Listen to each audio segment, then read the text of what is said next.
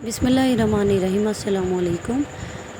Previous lectures में हमने system development life cycle का टॉपिक जो है वो स्टार्ट किया हुआ था, जिसका पहला फ़ेज़ हमने डिटेल में डिस्कस कर लिया था, प्रिलिमिनरी इन्वेस्टिगेशन। आज के लेक्चर में हम सिस्टम डेवलपमेंट लाइफ साइकिल का सेकंड फ़ेज़ डिस्कस करने जा रहे हैं, that is system analysis phase. तो डेफिनेशन से स्टार्ट करते हैं। सिस्टम एनालिसिस फ़ेज़ में क्या करते हैं, बेसिकली दो बातें आपने याद रखनी हैं।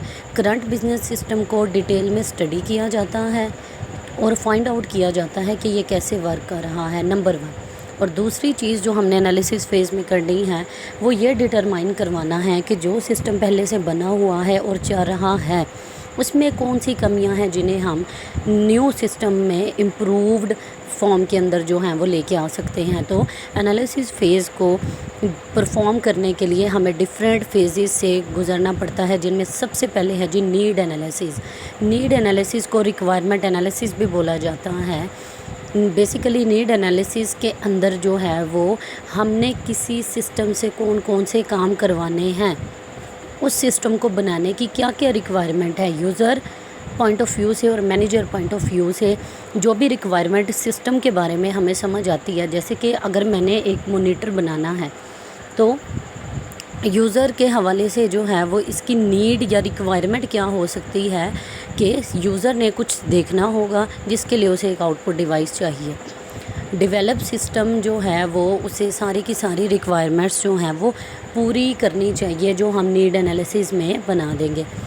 क्लियर, बड़ा सिंपल सा टॉपिक कॉन्सेप्ट है। नेक्स्ट देखेंगे जी डाटा गैदरिंग टेक्निक। हमने नीड एनालिसिस करनी है, हमने किसी चीज़ का तजिया करना है, तो विदाउट डाटा ये चीज़ पॉसिबल नहीं होगी। अब जिस डाटा के ऊपर आपने वर्क करना है उस डाटा को ऑब्वियसली आपने गैदर भी करना है ना। तो डाटा गैदरिंग टेक्निक्स जो हैं वो यूज़ की जाती हैं ताकि डिटेल इन्फॉर्मेशन सिस्टम के बारे में कलेक्ट की जा सके।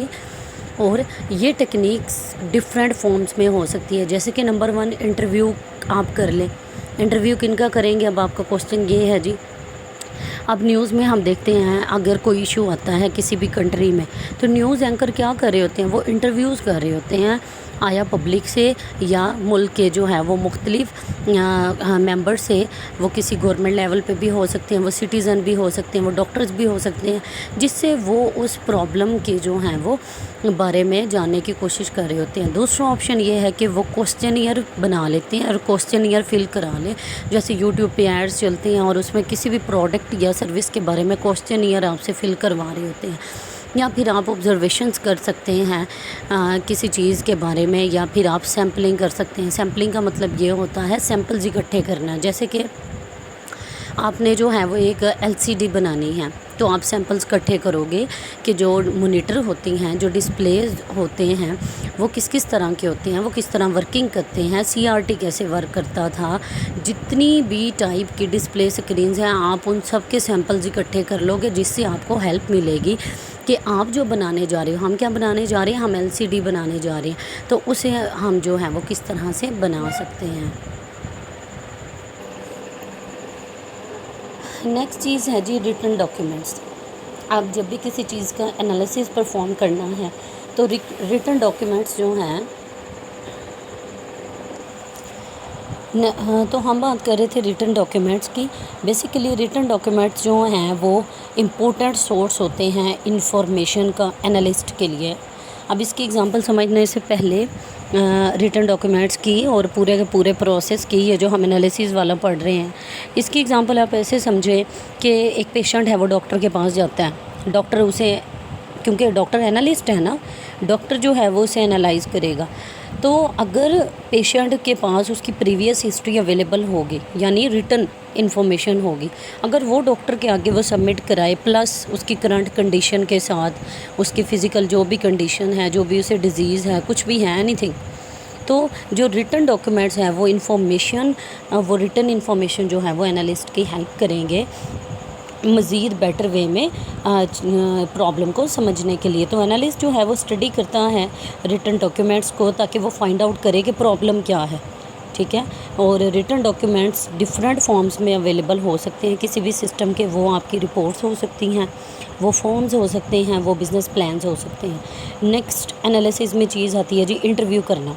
इंटरव्यू जो है वो इसलिए किए जाते हैं ताकि इन्फॉर्मेशन गेट की जा सके, कहाँ से, मैनेजर से और यूज़र से। अब मैनेजर और यूज़र का नाम ही क्यों आता है जब हम इंफॉर्मेशन कलेक्शन की बात करते हैं, इंफॉर्मेशन गैदरिंग की? क्योंकि यूज़र वो पर्सन है जिसने सिस्टम को यूज़ करना है जब वो बन जाएगा, ठीक है, और मैनेजर वो पर्सन है जिसने मैनेज करना है उस सिस्टम के बनने का प्रोसेस। तो मैनेजर और यूज़र की जो जो रिक्वायरमेंट हैं, जो जो उनकी क्यूरीज़ हैं, वो इंटरव्यू करके उनसे पूछ ली जाती हैं, ठीक है, और ताकि सिंपल और रेलिवेंट क्वेश्चंस पूछे जा सकें सिस्टम के बारे में और बेटर तरीके से जो है वो सिस्टम बनाने को अकम्प्लिश किया जा सके। इंटरव्यू के बाद रिटन डॉक्यूमेंट, इंटरव्यू के बाद अगली चीज़ आती है आप क्वेश्चनियर बनाएं, आप क्वेश्चन डिफ़ाइन कर दें। जैसे MCQs आती हैं पेपर में, आपने क्वेश्चन लिखा, नीचे उसके ऑप्शन लिख दिए। इससे आसानी किसे होती है? इससे आसानी होती है यूज़र्स को, क्योंकि यूज़र तो नहीं अवेयर होता ना टेक्नोलॉजी कैसे वर्क करेगी, हार्डवेयर कैसे वर्क करेगा, सॉफ्टवेयर कैसे वर्क करेगा, लेकिन उसे ये ज़रूर पता है कि वो करवाना क्या चाह रहा है सिस्टम से। तो जब उसके सामने रिटन चीज़ होगी और सिलेक्शन उसने करनी होगी कि वो क्या चाहता है जब सिस्टम बने, तो फिर ये चीज़ वहाँ पे बड़ी हेल्पफुल होगी क्वेश्चनियर की। नेक्स्ट चीज़ है जी ऑब्ज़र्वेशन। ऑब्ज़र्वेशन एक प्रोसेस है जिसमें वॉच करते हैं या मोनीटर करते हैं किसी एक चीज़ को, और इसकी मदद से प्रॉब्लम की आइडेंटिफिकेशन में हेल्प होती है, सही है। और ऑब्ज़र्वेशन से जो है वो एनालिस्ट, सिस्टम एनालिस्ट जो है वो करंट सिस्टम की वर्किंग को भी जो है वो बड़ी आसानी से समझ लेता है। अगली चीज़ है जी सैम्पलिंग करवाना। क्या करवाना है जी? सैम्पलिंग करवाना। सैम्पलिंग एक ऐसा मेथड है जिसमें सेलेक्टेड यूज़र्स को, यानी सैंपल लेने हैं ना, तो कुछ लोगों से इन्फॉर्मेशन इकट्ठी की और फिर जो है वो उसमें बाकी लोगों को ऐड कर लिया, क्योंकि ऐसा कभी भी पॉसिबल नहीं हो सकता कि अगर एक चीज़ बनानी है तो दुनिया के हर कोने में जाके इन्फॉर्मेशन इकट्ठी की जाए कि किस कंट्री को इसकी ज़रूरत है, कितनी ज़रूरत है, वो इससे किस तरह का बेनिफिट जो है वो हासिल करना चाहते हैं। तो ये जो चीज़ें थी एनालिसिस में, पहला चीज़ क्या थी? Need analysis. नीड को एनालिसिस करना कि सिस्टम को बनाने की ज़रूरत क्यों है। फिर डाटा गैदरिंग टेक्निक्स में हमने 5 से 6 चीज़ें पढ़ी, written document, interviews, questionnaire, observation और सैम्पलिंग।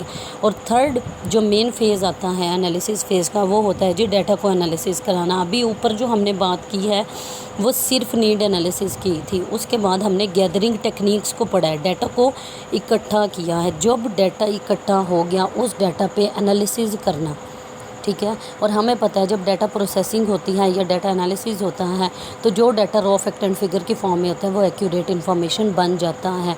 अब ये जो डाटा एनालिसिस है ये आप मुख्तलिफ टूल्स की मदद से कर सकते हो। आप डायग्राम बना सकते हो, आप फ्लो चार्ट्स बना सकते हो, ठीक है। और लास्ट चीज़ जो एनालिसिस वाले फेज़ में हमें गेट होगी वो है जी एनालिसिस रिपोर्ट। जब हमने डाटा का एनालिसिस कर लिया, जब फाइनलाइज हो गई हर चीज़, फिर एक रिपोर्ट बनती है जिसे हम बोलते हैं एनालिसिस रिपोर्ट। एनालिसिस रिपोर्ट जो है वो सिस्टम एनालिसिस के आखिरी फेज़ के ऊपर जाके बनती हैं, और इस रिपोर्ट को जो है वो रिव्यू के लिए जो है वो टॉप मैनेजमेंट को भेजा जाता है, जो बताती हैं कि एक्सप्लेन करवाती हैं कि करंट सिस्टम क्या था, प्रॉब्लम्स क्या थी करंट सिस्टम में, और डिस्क्राइब करती हैं कि रिक्वायरमेंट्स और रिकमेंडेशंस क्या हैं न्यू सिस्टम के लिए। जो नया सिस्टम बनेगा वो कितना अच्छा वर्क करके देगा और उसे बनाने की जो है वो कौन कौन सी ज़रूरतें हैं। तो ये था हमारा नीड एनालिसिस का फेज़। ऑल्दो थोड़ा लेंथी है प्रिलिमिनरी इन्वेस्टिगेशन की निस्बत, लेकिन बहुत ही जो है वो इजी है। आपने हर फेज़ को एक दूसरे से अलग करके हिंट्स बनाने हैं, जो हर लेक्चर में मैं समझा रही होती। इन्वेस्टिगेशन में मैंने बताया था 5 चीज़ें जो हमने माइंड में रखनी होती हैं, एनालिसिस में मैंने बता दिया 3 से 4 चीज़ें।